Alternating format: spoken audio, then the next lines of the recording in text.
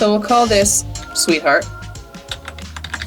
And we can start with 2K, but I'll eventually go up to 4K. It works in 2K, it's fine, but I prefer it in 4K. We'll go to Materials, Metallic Roughness. Let's just start with Metallic Roughness, Tessellation, and Displacement. And our first step is going to be to create the hearts. The way that I'm going to do it is I'm going to transform a disk. So I'm going to take a shape node, grab a disk, and scale it down a bit.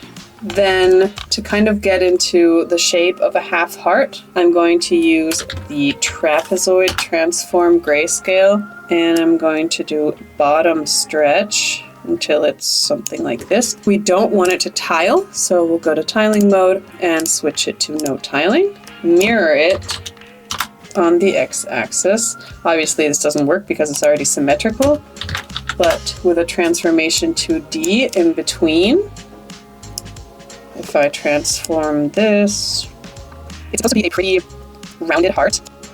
Let's scale this a bit again. Yeah, so the hearts, they're not very sharp or anything, but we're gonna fix that in a second. Okay, yeah, I'm fine with that shape. Now, I don't want it to have sharpness on the bottom or in the middle here.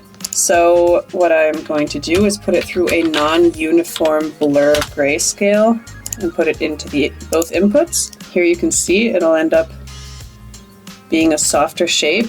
And so I'll use threshold to get rid of that detail. Now we're going to be organized from the beginning, and we're going to put this in a frame and call it, I don't know, heart shape. Okay, so now we're going to go into making 3D shapes out of this mask, and we'll do that with a shape extrude node. This is the first one we're going to use, and we'll just change the extrude shape to custom input so that it actually uses this mask. And then we'll try getting it kind of into the position we're looking for, somewhere around here. And then we don't actually want it to be extruded that much. Somewhere around those lines, looks about like a sweetheart. And now we're going to use something so that we can manipulate the profile of this. And for that we have to change a setting in here and go to profile type and switch it to vertical gradient.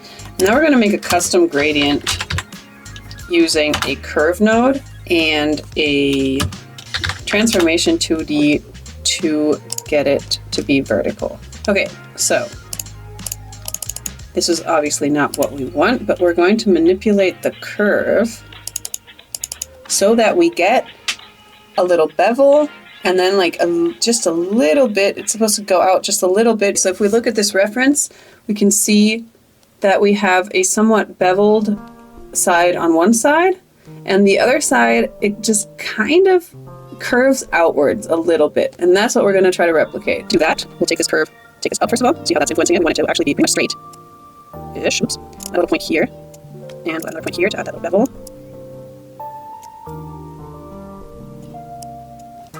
Okay, I'm going to be reusing this, so I'm going to add a frame and call it heart profile. Then I'm just going to use a regular bevel node for our second one. We'll go with a distance of -0.01, a tiny amount, because I tried this out with a bunch of smoothing. So that's our second one. And then we're going to create 3 more. 2 more with shape extrude. And actually, wait, in the shape extrude, I'm going to change the bevel height a little bit and the bevel intensity. So I think that was kind of messing with the look, bevel curve. Okay, so now we're going to make another shape extrude for another angle. And this one is going to go, this one will go backwards a bit more, in a more extreme angle. Something like that. Then we will keep the bevel height, everything's the same. Everything will stay the same, except maybe we'll make these hearts bigger because this one's obviously huge. So let's take the scale up to almost fill up the space here. Same thing here, 0.9 something. So the fourth one is also going to be a shape extrude. It's basically the same thing, only we'll find another angle. Maybe just a little bit sideways. Okay, and then we want one that's completely sideways. Try it first. Okay, yeah, we'll use it like that. And then, do we need levels? We're going to be using a shape splatter later, so it makes sense for all of these inputs, since they're basically height inputs, for them to be at the same level. Otherwise, whichever heart is darker is going to fall back, and the lighter ones are going to come to the front, and so it won't look random anymore. You'll have just a lot more of this beveled one, for example. So we'll put them all through levels. And in this case, we'll lighten a little. This one, honestly, I'll just put it through contrast luminosity and bring it down to look about the same. Let's levels these things. Level, level, level, level, level, level, level, level. This one, seems fine. Okay, we shall see. Okay, that seems like enough variation. Now here comes the fun part. We get to put it in a shape splatter. Doo-doo. We'll do shape splatter, and later comes shape splatter blend color to add all the colors, and it's gonna be so pretty. And now once we have this, we can finally see something in the 3D view. And here I'm gonna take a pattern input. I'm gonna do 7 because I want there to be more of some shapes over the others. So we'll just start off like this. Not really sure which ones I want more than others, but probably want to show up with this one. So we'll just take this one and this one. Now we want it to be pretty full. First of all, a background height. Do a uniform color in some shade of gray. Then I'm gonna do 90 by 90. It's gonna be a lot, but because I want them to actually go on top of each other, I'll change the scale. So we have 90 by 90. Pattern distribution is fine. Right, so we can barely see this, so I'm gonna use auto levels to kind of visualize it a little bit better. You can see him. Oh, so cute. Okay, and then we'll take the scale. We want a scale of about somewhere near 3. Then we don't want scale random. We can do a tiny bit of random maybe. Okay, then we clearly want position random. We want our rotation to be completely random. And here is where it actually starts to look cool. So we'll take our height offset all the way to 1. And more importantly, we'll take height offset random to 1. So now you actually get this feeling of depth and of a huge pile. See, look at that. Oh, it's so cute. It's already so adorable. Okay, now because it's so much fun, I'm already gonna put this into the height and normal. And then we can already see things happening. Okay, that's actually everything we need to do within the shape splatter. So the next step we're gonna go for is color, because it's a lot more fun to look at it with color than in grayscale. And then we'll go back and edit a little bit more of the height stuff. But this is just something I need to do for myself to stay excited. So we'll take the shape splatter blend color node, and we'll bring in the splatter information. And we need to tell it that we have 7 patterns, and we'll give it a bunch of colors. So I'm going to start off with uniform colors. Oh, green. Oh, green. Oh, fine. Yeah, I'll take blue. I got colors somewhere else. Oh, purple. So pastels. So pastels. And do one more. And one more. Number 7. And yeah. And change colors. Pink, white, and orange. Yes. And look at how the colors are going into the places where they should be going. It is amazing. A big fan. A big fan. We will take this and put it on our base color. Yay! Okay, that's already a lot more fun to look at. Woo! Okay, we're already going to add a little bit of color variation so that it doesn't look like pieces of weird plastic. So what we're going to do is a lot of stupid manual work.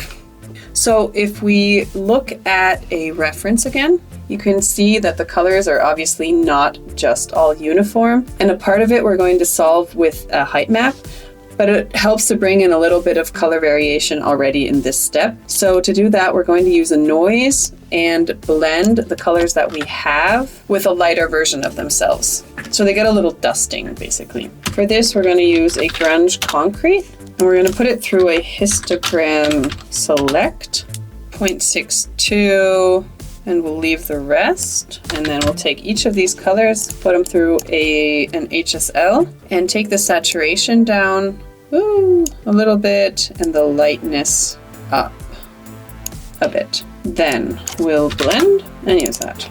Yes, a light dusting, as I said. So I'll do that for each color.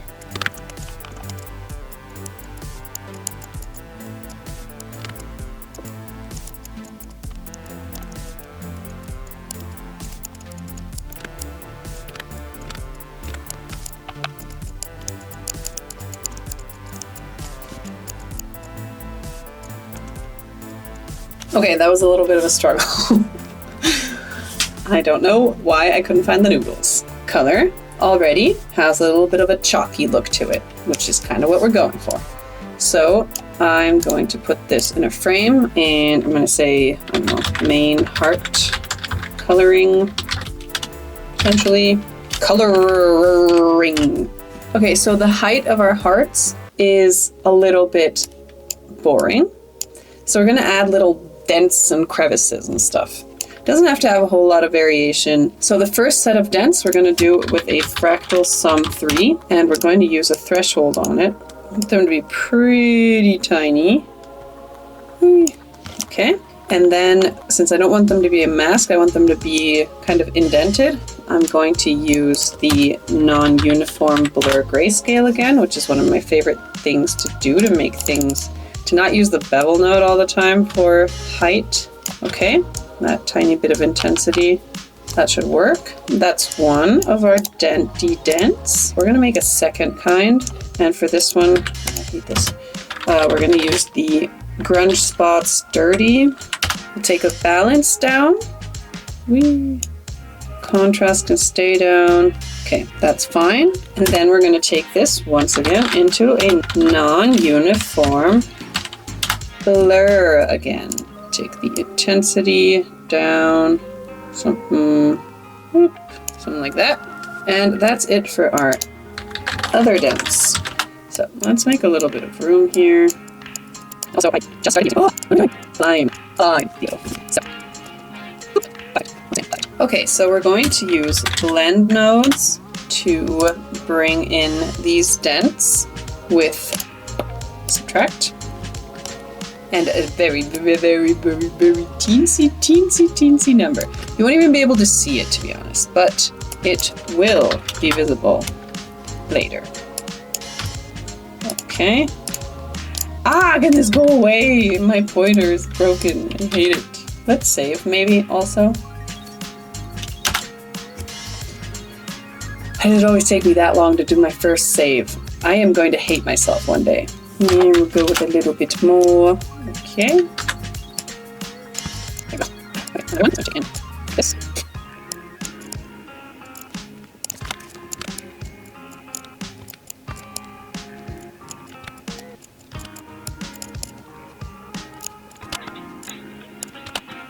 Okay, if we look at it right now, we can see that our edges are just a little bit too perfect. And once again, if we look at our reference, they're kind of beat up. I'm not going to go so far that I'm going to really beat the shit out of them, but I will give them a little smacking. For that, we're going to warp it a bit, but we're not going to use a warp node. We're going to switch it up and use a mosaic node with a Gaussian noise. And let's look at what that will do. I mean, obviously that's not how I'm leaving it. Okay, so we'll take the samples up and the intensity down a lot. You should barely see it. Well, mission accomplished. I can't see it, but I know that I saw it. I know that it works. Maybe we'll do 0.4, and we'll do that for each one.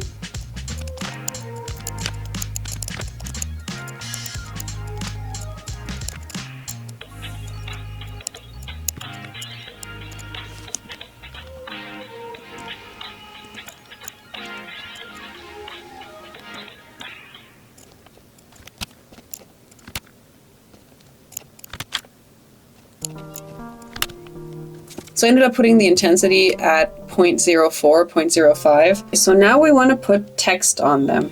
We're not going to put text on anything that's at a really extreme angle, only the ones that are looking towards us relatively well. So we're going to do this by using the Shape Splatter Blend Grayscale. We'll take this information in. Once again, tell it that we have 7 patterns, and then into the patterns, we're going to put text. And the idea is actually to create a mask so that we can then add color to it using that mask. And we'll use some noise to kind of break it up a little bit. So we'll take a text node and we're going to we'll keep Arial, but bold. And let's say we write cutie pie. Let's say we write love me. And then we're gonna go extreme and say marry me. And we'll have to figure out the font size later. But let's check which hearts are what. We'll see. We'll use the one in pattern 2 and 7 and 4. 2, 4, and 7. And here you can see that it maps them to the correct parts. So we have a mask now. So I want to break up the text a little bit as if it were like smudged ink somewhat. I'm going to do that with a non-uniform blur grayscale, and I'm going to use a clouds 3. That's not clouds. A clouds 3 with a pretty high scale. There we go. Perfect. Okay. We'll take this down to take down the intensity by a shit ton. See how it's blurring parts, but we need this to be very small. So I had 0.15 and it's really minimal. We could go up a little bit. Okay, now I want to break it up a little bit to make it look kind of dusty. And I'm going to use a fractal sum base for this with a really high min level. And I want this to be super fine. So I'm going to go into a transformation node and make a lot of it. Okay, so we're going to blend this. Maybe even another time. There we go. Okay, that's just breaks it up a little bit. Next, we're going to break it up even more. And we'll use black and white spots too. And we'll blend that again with multiply. So we go from this to this, and it should bring in just some random parts where it goes completely dark or is broken up. Okay, and so we'll use that as a mask. Take our color, and on top of our color, we're going to bring in a uniform color. It'll be a nice red. We'll take this and put it in our output so we can already see what's going on. Okay, so I'm going to need to adjust the size of the text and the rotation of the text to make it actually fit the correct hearts, since the hearts are rotated. So I'll fast forward through that part.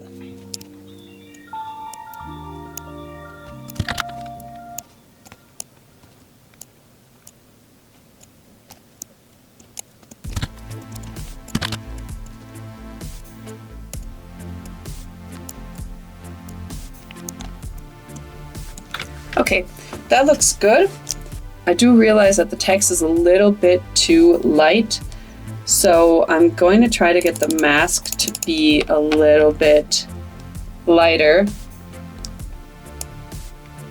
Somewhere around there. That should work. And the other thing I'm realizing now is that we're missing a little bit more structure inside of the hearts. They need to be rougher. So we're going to take this fractal sum base. We're going to teleport it. And right here, before we warp, we're going to add this tiny, tiny structure. So it'll go through a blend node again, and then let's do a dot node. Get that.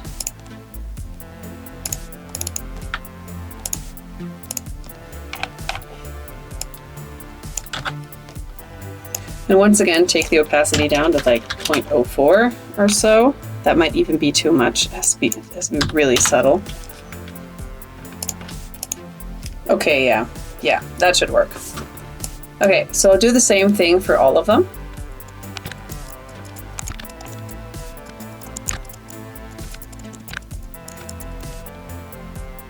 Okay, there we go. That feels a lot less fake. Something that you can see now is that all of the hearts of a specific shape have the same color. So we can go in and change that by changing the random pattern assignment in the shape splatter blend color node. Now it's actually random. Now, depending on the type of sweethearts you get, some of them have kind of an indent where the text is, and I like that. So we're gonna do that as well. So we're gonna take our auto levels, which is basically our height information right now, and we're going to blend using this mask. We're going to use a non-uniform blur grayscale so that it kind of indents inward.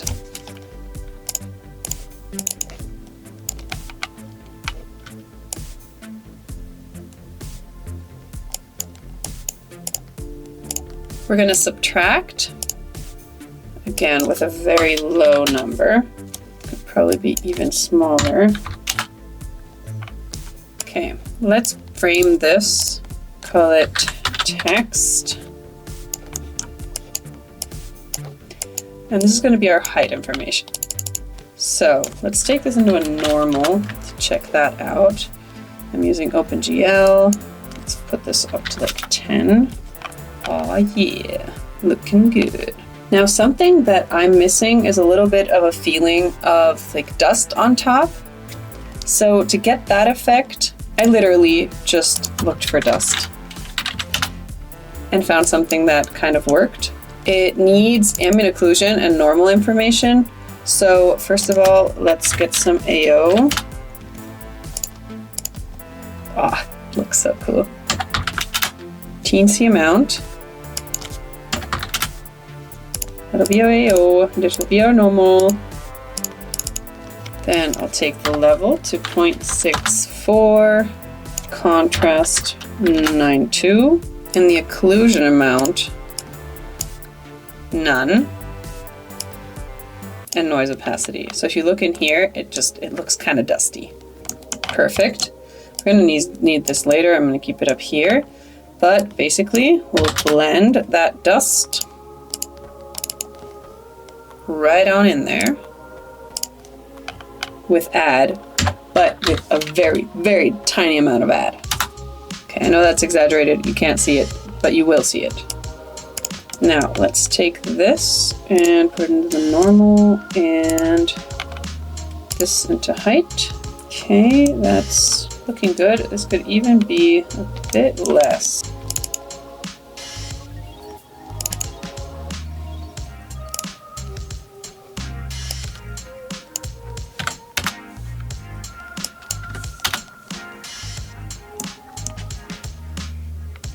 Okay, so that's pretty much it for our height information, but we're gonna do a few more things to the color to make it more realistic. The first thing we're gonna do is some AO. That's what we needed the node for here as well. What we're gonna do is invert it and use it kind of as a mask to blend our color information with a darker version of our color information. So we'll just take the saturation down a bit and the lightness down quite a bit. And that's where we're at. We went from this to this, which might be a bit too much, so we'll take it down a little bit. And now another thing that you can see is edgeware. So we're going to create two types of edgeware, a larger one and a smaller one. For this, we're going to want our normal information. We're going to use a curvature node, curvature smooth, nice. Then we're going to take the convexity output and put it through a histogram select and just take the highest part, something like this. So this is for the bigger edge wear. And then to break it up a bit, we're going to use a slope blur grayscale with a clouds 2 with a very large scale. Very, very low intensity. So here I did 0.005. And to break it up, we're going to blend it with a dirt 1 with a scale of 4. Multiply it. And to control it a little bit better, we'll put it through a levels node. I don't want it to get too dark, so I'm bringing the levels up a bit so that this stays light enough as a mask.